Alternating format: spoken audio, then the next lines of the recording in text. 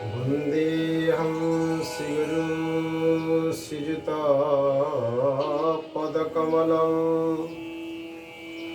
श्रीगुरो वैष्णवांश श्रीरूपं साग्रजातं सहगण रघुनाथं नितं तं सजीवम् सादयितं सावधूतं परिजनसहितं कृष्णचैतन्यदेवं श्रीराधाकृष्णपादान् सहगणललिता श्रीविशाखान्वितंश नामशिष्टं अनुमपि सचिपुत्र अत्र स्वरूपं रूपं तस्याग्रजङ्गुरुपुरी माथुरीङ्गष्टवाटी राधाकुण्डं गिरिवरौ राधिका माधववासं प्रप्तजस्य पतितकृपया श्रीगुरो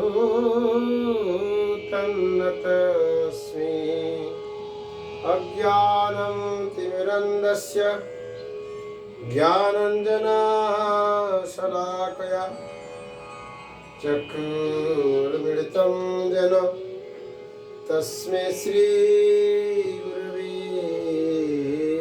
नमः। हे कृष्ण करुणा सिन्धु दीनबन्धु जगत्पते गोपेश गोपिका कान्त राधाकान्त नमोस्तुते। तप्त कंचन गौरांगी राधे वृंदावनेश्वरी वृषभानुस्तुते देवी प्रणमामि हरिप्रिये। वै तुलसी देवै प्रिया वै केशवस्य कृष्ण भक्ति प्रदे देवी सत्यवती नमो नमो। हरे कृष्ण।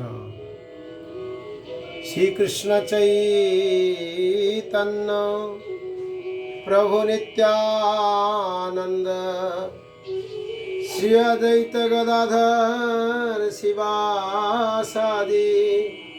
गौरभक्तबिंद। जय जगन्नाथ स्वामी की जय, जय बलभद्र स्वामी की जय, सुभद्रा माता की जय, सुदर्शन महाराज की जय, गुरु गौरांग की जय, हरिनाम संकीर्तन की जय। अद्य आमे नियमित भाव कार्तिक महात्म्य हरिभक्ति विलास ग्रंथरु नित्य आमे श्रवण करुछे। आज आमे पुणी ए दास आपण मान पाखरे उपस्थित जे भाई आपण मानकर संशय छेदन करने को चेष्टा करी एवं पुराण शास्त्र मानक जो महत्तर कथा कह जाहिछि से कथा गुड़ी को जदि आम अक्षर अक्षर पालन करिपरिबा निज जीवन कार्य लगे पारिबा तेबे आमर आत्मकल्याण हम बोली मुझे आशा करुछि एवं ये आशा रखी आज मध्य से स्कंद पुराण कार्तिक व्रत महात्म्य विषय पुणी आपण मान किसी कथा श्रवण करने को चेष्टा करुछि। कालीठू आम श्रवण करते स्कंद पुराण कहते पुणी आज आउ थे सीटू आरंभ करूँ। दानं दत्तं हुतं जप्तं तप्तश्चैव तथा कृतं तदक्षयं फलं प्रक्तं कार्तिके च द्विजोत्तमः। देवर्षि हे देवर्षि नारद पितृगण निवेदित बा पितृगण मान द्वारा जो व्रत को आम समादर करिसेंति पिता पुरुष माने पूर्व पुरुष माने से पवित्र कार्तिक मास को यदि कहीं जड़े अल्प मात्र भी करे खूब अति अल्प परिमाण भी यदि करे अनिश्चित करे तार तक महाफल प्रदान करेंगे महाप्रभु से ना हूँ महाप्रभु है पर सब महाशब्द है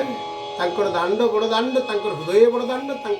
समस्त वस्तु बड़ भक्त बड़ लीला बड़ कथा बड़ भक्त बड़ मास भितर कार्तिक मास सब मास मान मध्य बड़ धीरे धीरे कथा आम आगेबू पुणी कहले यत्किंचित कार्तिके दत्तं विष्णुरुद्देश्यमान वै तदक्षयं लभ्यते वै अन्नदानं विशेषतः। ए मास रे विशेष करी अन्नदान कथा पुराण कहउचंती न कार्तिक मास रे स्कंद पुराण कहले ब्रह्म नारद संवाद रे कहले देवर्षि ए विप्रसोत्तम कार्तिक मास रे जे व्यक्ति अन्नदान करे अन्न प्रदान करे होम जप एवं अपर द्वारा जहाँ कि करा भी जाए अन्य द्वारा यदि आपण कि अन्नदान करि पारु नाहंती ताले ताकि किसी साहाय्य आर्थिक साहाय्य मध्य करी अन्नदान कले भी मध्य तार अक्षय कीर्ति हब और से अक्षय फल ताको प्राप्त हब। आउ कौन कहले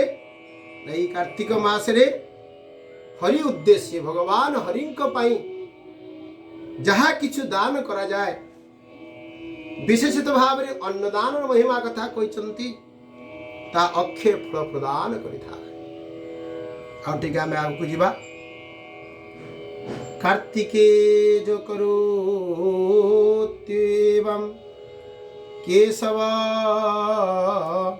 आर्यमण्डलं शोग सर्गस्ता शोभते सातु कोपति पक्षिणा तथा जो करति नरो नित्यं कार्तिके पत्रभोजनं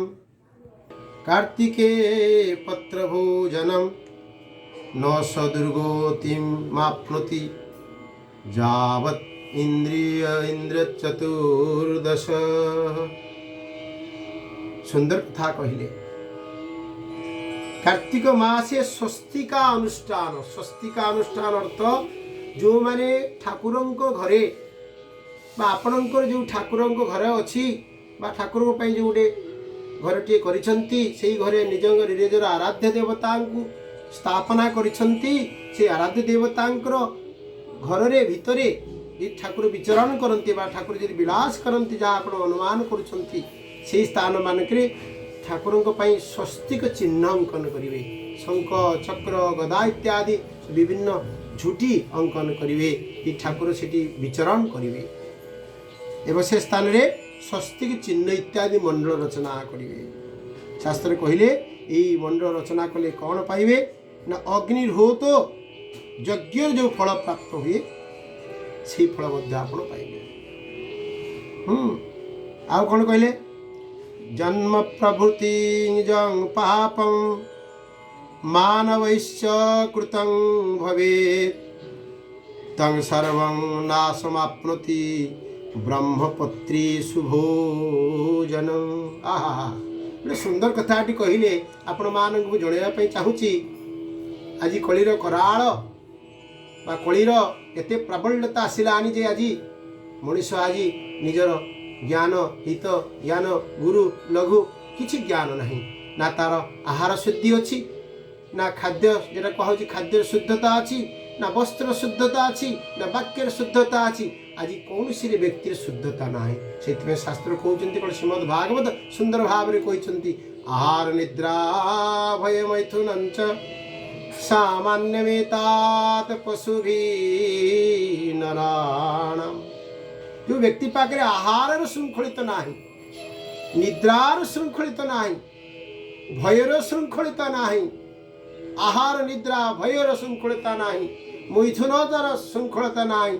से जीव कौन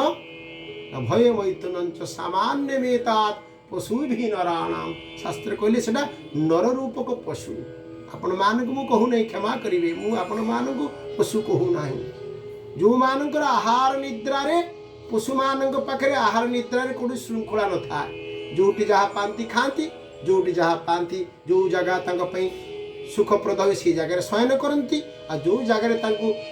खाइबा मिले से जगह को से माने जानती बिना निमंत्रण मध्य जानती किति कलिह तो मनुष्य आज कौन कलानी जो खाइबाटा घरे श्रृंखलित भाव में खाइबा कथा ताको आज बार दांडे ठिड़ाई छिड़ाई खाऊची रास्ता घाटे खाऊची एटा अत्यंत निंदनीय कथा यही खाद्य खाइबा द्वारा पेट भरे सत्य मन भरे सत्य किंतु जीवर चरित्रटा पशु तुल्य हो जाए पशु भली रास्ता जमी पशुटी तार कौन गोटे स्वतंत्र भाव खाद्याभ्यास नहीं से भली जीवटी रास्ता कड़े छिड़ा होकर खाऊ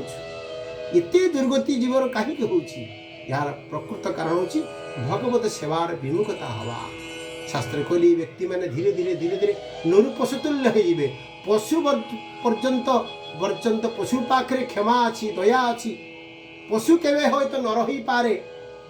84 लक्ष जनि चक्र रे जिते नरटी पशु हो जाए से अति भयंकर रूप धारण करे आज समाज रे व्यक्ति कहा प्रति भय नहीं केवल गोटे वस्तुपति भय अच्छी मनुष्यर मनुष्य प्रति भय ताले कौन कहवा भयटा आसला माने कौन बुझा जाउची नर आज पशुपद बाच्य पशु स्थान को मनुष्य चलीगला जाई होटी कहले कौन सुंदर कथा कहले ब्रह्मपत्रेषु जन्म प्रभृति जंग प्राप्यम मानवस्य कृतं भवेत् तं सर्वं नाशमाप्नोति ब्रह्मपत्रेषु भोजनम ब्रह्मपत्र कौन जानी आपण मैंने जानी पत्र कहले गछर कौन पत्र पद्मपत्र पद प्रशंसनीय कदली पत्र मध्य विभिन्न पूजा सामग्री व्यवहार करा जाए पद्मपत्र व्यवहार करा जाए ये कौन कहले ब्रह्मपत्री सुभोजनम जब ब्रह्मपत्र कार्तिक मास ब्रह्मपत्र भोजन करेंगे से कौन हे ब्रह्मपत्र अर्थ पलाश पत्र आप जानी कहूँ पलाश पत्र जिते कौन ब्राह्मण कुलध्वव ब्राह्मण घरे कौन ब्राह्मण पिलार यज्ञ उपवीत हुए से कौन हुए ना जिते पिलाटी ऋषिवा को जाए से पलाश दंड ताको दंड भाव में धारण कराई थाए कहीं पलाश दंड साक्षात हरि साक्षात ब्रह्म स्वरूप आउ कौन सर्व काम फलप्रद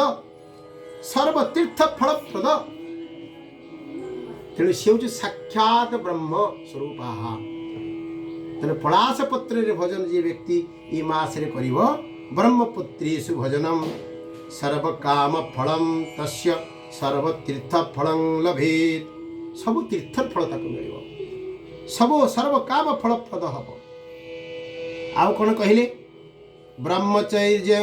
स्मृत साक्षात पलाश सर्व कामद मध्यमं वर्जितं पत्र शूद्रस्य मुनिसौत्तमः आउ कौन कहले भोजनं ब्रह्मपत्रेषु कार्तिके मुक्तिदायकम आहा ब्रह्मपत्र भोजन कले कौन हम कार्तिक मास मुक्ति प्रदान कर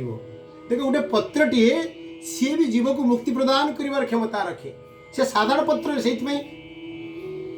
ब्रह्मनारद संवाद रे स्कंद पुराण कहल कौन कहले ये पलाश पत्र साधारण पत्र नुहे साधारण वृक्ष पत्र नुहे ब्रह्मपत्र जो पत्र साक्षात हरि निवास करती जो साक्षात हरिंकर समस्त लीला गुणावली चरित्र गुड़िक से पत्र रे संपूर्ण भाव अवय भाव अवस्थान करुच्छे से ब्रह्मपत्र साक्षात ब्रह्म स्वरूप पलाश सर्व कामद आउ कौन कहले भजन ब्रह्मपत्रेषु कार्तिके मुक्तिदायकम जागरं कार्तिके मासी जो करोत्यरुण उदये आउ गोटे भल कथा कहले कार्तिक मास रे जो माने जो श्रद्धालु जो पुण्यवान आत्माटीए रात्रि जागरण करिवो हरिंग पई रात्रि जागरण करिवो अरुण उदय पर्यंत जागरण करिवो भगवान का नाम संकीर्तन रात्रिटा को कटेइब कौन कहले आउ तार मुक्ति हब दामोदराग्रे विप्रेन्द्र गो सहस्र फल लभेत यदि आप सहस्र धेनु को दान करिवार जो फल पाइबे यदि आप रात्रि रे ये कार्तिक मास रे सूर्य अस्त ठारू सूर्य उदय पर्यंत भगवान मंदिर रही तांकर नाम कीर्तन रे समय को अतिबाहित करुछंती ताले आपन को भगवान कौन प्रदान करिवे ना गो सहस्र फल दान जो फल आपन को देवे आउ कौन आप आशा करुछंती आपण कहले जागरं पश्चिमे जामे च करोति महामुनि जागरं पश्चिमे मा अर्थात कार्तिक मास शेष पर्यंत जे एपरी कार्य करि पारिबो हैं कौन कहले कार्तिके सन्निधौ विष्णु तत्पदं कर संस्थितम यदि एभली पूरा मासटा रात्रि जापन करी सूर्य अस्तटार सूर्य उदय पर्यंत प्रभु को श्री मंदिर रे प्रभु को प्रकोष्ठ मध्य रे रही मीराबाई भली देवदासी भली प्रभु को सुख विधान दे पारिले ताले से जीव पाखरे कौन हबो भगवान कर संस्थित विष्णु तत्पदम भगवान पाद को खोजा को पड़े भगवान हरि ता पाखरे निजे साक्षात धरा दे देबे ता पाखरे आसिक देखा देबे ताको डाकिबे हाथ ढेरे डाकिबे आ भो पाखु का हैं सी भक्त को डाकिबे हैं ये तो विचित्र कथा आउ कौन कहले सुंदर कथा कहले साधु सेवां गवांग्रासं कथा विष्णु तथा अर्चनम जागर पश्चिमे यामे दुर्लभं कार्तिके कलौ हे महर्षि हे देवर्षि नारद शेष प्रहर पर्यंत जागरण रहिब हे द्विज श्रेष्ठ साधुगणेर शुश्रूषा करिब ए मासरे साधु गुरु वैष्णव ब्राह्मण मान को आतिथ्य करी तांको पाद सेवा करिवो तांको पाद धौत करिवो तांको दक्षिणा प्रदान करिवो यथा साध्य तांको भल भल आप्यान भोजन देवो तांको वस्त्र दान करिवो आ तुम शुश्रूषा करिवो शुश्रूषा सेवा करिवो आउ कोन करिवो गो ग्रास वर्तमान समाज बड़ विडंबन अवस्था प्रत्यय आमे खबर पाउछु ओडिसार पति पुरपल्ली रे आज गो हत्या होउछि गो मानन को बिक्री करा जाउछि एते बड़ दुखद कथा संसार नाही तो आपण मान को मु अनेक अनेक प्रार्थना करूछि आपण चरण रे मु पडुछि यदि आपण घरे गो नाही गायटी नाही पाख पड़ोसी यदि कहा घरे गायटी अच्छी ये कार्तिक मास रे ता पय किछि अन्न प्रदान करंतु बा ता पय किछि खाद्य पठे दियंतु निजे नै ता पाखे दे दियंतु किछि घास पय किछि अर्थ अनुकूल्य करंतु नहले अन्य किछि खाइबा वस्तु गाय पय किछि नै जानतु गो ग्रास करेबे आउ कोन करिवे हरि कथा श्रवण करिवे साधु मुखरु हरि कथा श्रीमद् भागवत कहले तव कथामृतं तप्त जीवनं कवि पीड़ितं कलमशापहं जो कथा श्रवण करिले सुनिले हृदय रे समस्त दुख को ग्लानि कर दी पारे हृदय रे जते रकम दुख अछि सब दुख को विनाश करिवार केवल गोटिए औषध होछि तब कथामृतं तप्त जीवनं कवि पीड़ितं कलमशापहं बड़ दुखर कथा आपण हृदय रे जते ग्लानि अछि जते दुख अछि केवल गोटिए औषध या पे होछि हरि कथा भक्त साथी रे बसी भगवान कथा कीर्तन करिवा एवं हरि को पूजा करिवा एवं काल काले ये कार्तिक मास एते सेति पई महिमान्वित ए 12 मास मधुर कार्तिक मास सेति में एते श्रेष्ठ जे ए मास रे जे हरि को सेवा करिवो हरि को कथा भक्त संग रे कीर्तन करिवो हरि को नाम गुण कीर्तन को भक्त संग रे उल्लासित सहित आनंद सहित परिवेशन करिवो कीर्तन करिवो ता पड़ी भाग्यवान जगत रे नाही भगवान ता पाखरे चिर ऋणी हे जीवे एवं तार समस्त मनस्कामना को महाप्रभु अचिरात पूर्ण करिवे आज मु मोर कथा रे एठी विराम दउची परवर्ती काल विषय पुणी आपण मान को आउ किछि नुआ नुआ कथा सुनैबा शेष रे महामंत्र करी आमे हमर कार्यक्रम को आज विराम द हरे कृष्ण कृष्ण कृष्ण हरे हरे हरे राम राम राम हरे हरे गौर प्रभानंदे हरि बोल जय जगन्नाथ स्वामी की जय।